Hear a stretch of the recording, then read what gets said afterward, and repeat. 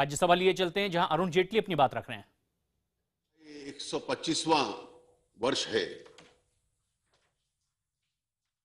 और इस देश में केवल संविधान निर्माता के रूप में नहीं, लेकिन एक समाज सुधारक के रूप में, रिफॉर्मर के रूप में उनका योगदान किसी अन्य से कम नहीं रहा। जिस परिस्थिति में वो पैदा हुए, बड़े हुए, जिस अन्याय का सामना उनको करना पड़ा, उससे लोकतंत्र के दायरे में, लोकतंत्र की संस्थाओं में विश्वास रखते हुए उस अन्याय के खिलाफ कैसे संघर्ष किया जा सकता है और समाज उस अन्याय की परिस्थिति से बाहर निकले, उसके क्या क्या रास्ते तय कर सकते हैं, वो मार्ग उन्होंने इस देश को बताया है।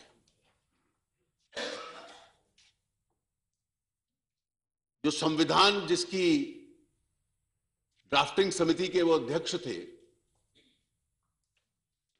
शायद बहुत कम लोग जानते हैं कि बहुत कम समय में, कुछ महीनों में उस ड्राफ्टिंग कमेटी ने अपनी कार्रवाई पूरी की थी। और उसके बाद जब वो संविधान सभा में जाता था तो एक एक संविधान का अंश जो होता था, उसके संबंध में जो उनकी टिप्पणी रहती थी, आज भी उस संविधान की मूल भावना को समझना और उसके पीछे क्या कारण रहे, क्या तर्क रहे, डॉक्टर अंबेडकर के जो वक्तव्य थे संविधान सभा में, वो आज भी समाज के लिए बहुत महत्व के हैं।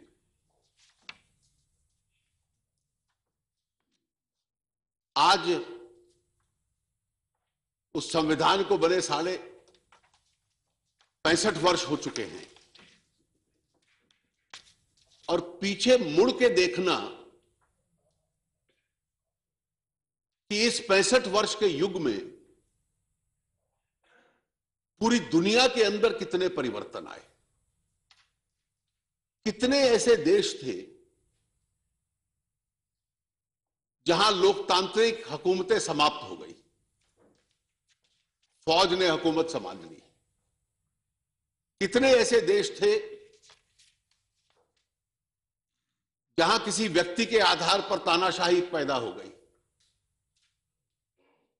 कितने ऐसे देश थे जहां धर्म के आधार पर कोई तानाशाही पैदा हो गई।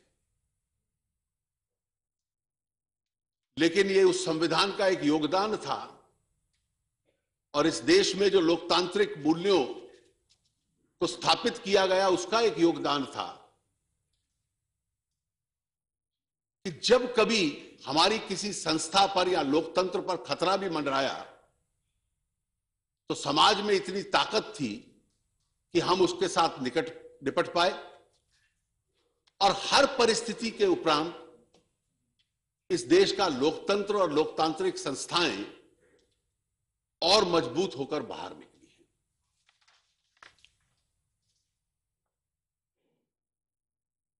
कई बार हमें यह सोचना पड़ेगा कि 1947 से पहले यह देश बहुत बड़ा था। 47 में बंटवारा हुआ।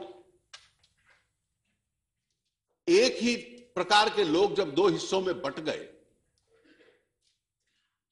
तो क्या कारण था कि हमारे देश में लोकतंत्र मजबूत होता चला गया पर पड़ोस में ऐसी स्थिति नहीं थी। और शायद हमारे संविधान निर्माताओं ने, जिन्होंने लोकतंत्र की स्थापना रखी और लोकतंत्र की जो संस्थाएं हैं उसको मजबूत किया, उनका भी अपना योगदान था। मैं कई बार सोचता हूं कि कुछ अंतर ऐसे थे जो स्पष्ट रहे। हमारा चुनाव आयोग ऐसा था जो निष्पक्ष चुनाव करवाता था। हमारी न्यायपालिका ऐसी थी जो स्वतंत्र थी, जो केवल सरकार क्या चाहती है उसको देखकर अपना निर्णय नहीं करती थी। हमारी सेना और फौज ऐसी थी जो प्रोफेशनल थी, जिसने राजनीति के साथ जो एक फासला होना था वो बनाकर हमेशा रखा। और इन सब संस्थाओं का जो हमारे निर्माताओं ने खड़ी की, उनका एक योगदान रहा। और आज हमारा भी दायित्व है कि एक बार मुड़कर इन सब संस्थाओं को वो संविधान जो डॉक्टर अंबेडकर ने बनाया और हमें दिया वो कैसे चला है, उसके ऊपर भी एक बार विचार कर लें।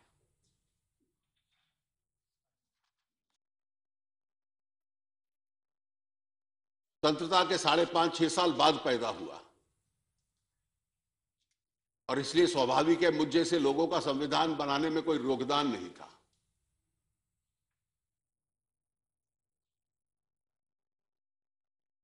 मेरे जिस राजनीतिक संगठन से मैं आता हूं उसके जो प्रेरक थे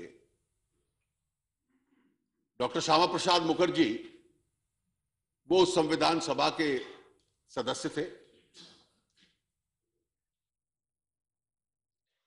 और उनका भी योगदान था अन्य संविधान सभा के महान नेताओं के बीच में एक होने की वजह से। लेकिन आज एक अवसर है इस संविधान का विश्लेषण करने और जहां जहां हमें लगता है कि इसको मजबूत करने की आवश्यकता है, निश्चित रूप से गंभीरता से उन विषयों के ऊपर चिंतन कर लेना। इस संविधान की जो मूल ताकत है वो मौलिक अधिकार हैं जो संविधान निर्माताओं ने हमें दिए। स्वतंत्रता आंदोलन के दौरान जो पंडित मोतीलाल नेहरू की अध्यक्षता में सर्वदलीय एक समिति तब बनी थी जिसने एक चार्टर बनाया था, ये उसके ऊपर आधारित है। और मैं मानता हूं कि जो मूल भावना है, the core values of our constitution are expressed in them.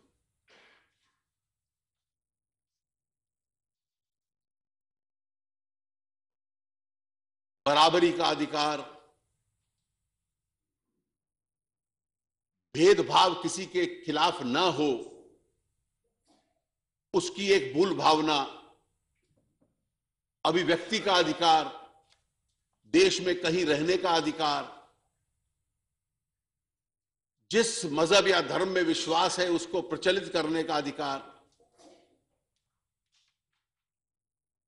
ये संविधान की मूल भावना है।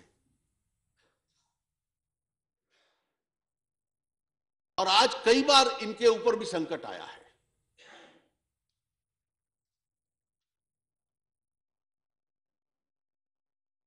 और मैं दो विशेष उदाहरण देना चाहूंगा जिसे मैं मानता हूं कि संविधान सभा में जो बनाया गया उसके कई बार सुधार की भी आवश्यकता थी।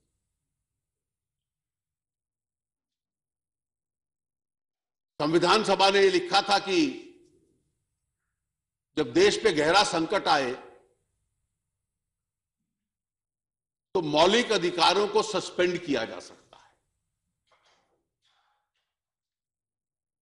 और उसकी एक बहुत बड़ी कीमत इस देश को अदा करनी पड़ी थी।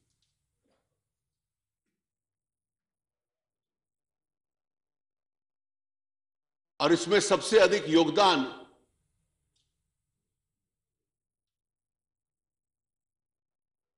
जब 1977 में श्री मोरारजी भाई की सरकार बनी तो एक बहुत बड़ा सुधार करने का उनकी सरकार का था। The original constitution provided that Article 21, which speaks of life and liberty for every citizen, and that life and liberty cannot be denied to anyone without a due process. The Constitution had used a different language, but the courts have interpreted it more liberally now. During the 1970s, one of the biggest challenges we faced was Article 21 was suspended. And the government succeeded in convincing the Supreme Court that if Article 21 is suspended, because it was suspendable, the citizens of India have lost the right to life and liberty.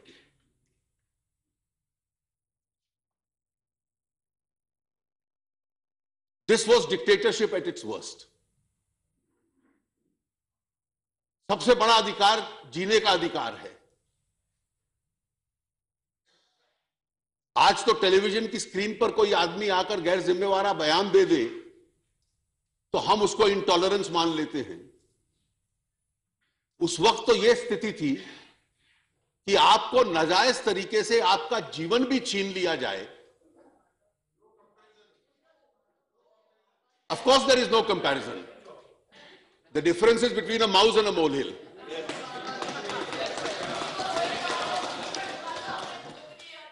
Silence, please. Please, silence, please. Continue. So the argument was that Article 21 is suspendable. People lose the right to live. People lose the right to liberty. They can be jailed without reason. They can be killed without reason. And people will have no remedy. And those who now claim to swear by the Constitution supported this position. It goes to the credit of our Prime Minister Shri Morarji Desai and his government. Please, please, please. Please. Shantaram ji, बैठ जाइए.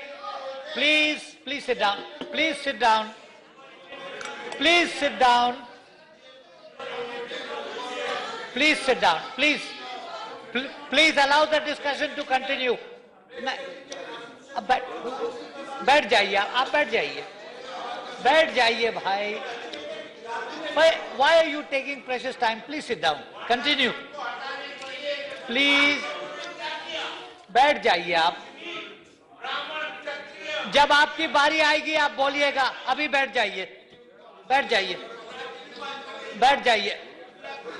बैठ जाइए भाई. Please, please continue. Please continue. Sir, it goes to the credit of the government, and since that government was comprised mostly of people who had suffered because of the suspension of Article 21, that they realized this great gap in the Constitution, that the Constitution was amended, and rightly so, and Article 21 was made permanently non-suspendable. So today we are far more safe and far more secure. So one more change. Normally fundamental rights, and this is the wisdom of hindsight, should never so easily be interfered with. Getting carried away with the economic policies of that time, let us just remember, I'm just flagging this point and leaving it at that. One of the rights, the fundamental rights that the Constitution had given to every citizen was also the right to own property and acquire property. It was a fundamental right. Since we were then swayed by a different set of economic policies, there was a big campaign, and the only fundamental right which has been repealed in India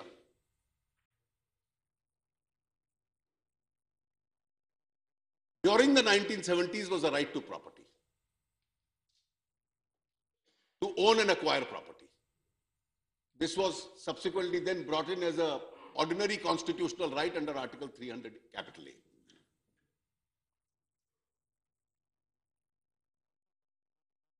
I am not advocating anything else, but during the last few years, when the debate over the land bill has taken place in this country, I would just urge all honorable members and other thinkers in Indian society to ponder over the fact, just as a part of transient economic thinking at any given point of time, should we get so overswayed and tinker with fundamental rights? I am just flagging this issue. And since we are discussing the constitution which Dr. Ambedkar had drafted, and he had put this as one of the rights, we thought it was progressive enough to repeal it. And then 40 years later, we came out with a contrarian argument in the land bill.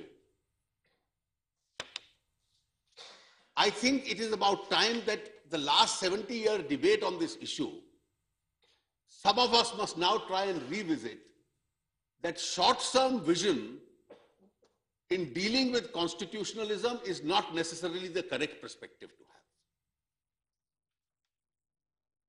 have. So the other high point of the Constitution, which we need to today analyze, is the concept of federalism that Dr. Ambedkar envisaged. संघीय ढांचे के संबंध में कई प्रावधान किए गए, लेकिन पहले 20-30 वर्षों में संघीय ढांचे का इतना महत्व है, ये बात समझी नहीं गई, क्योंकि उस वक्त लोगों को लगता था कि शायद देश की एकता बरकरार रखनी है, sovereignty and unity is to be preserved, और उसके लिए यूनिटरी स्टाइल शायद बेहतर होगा।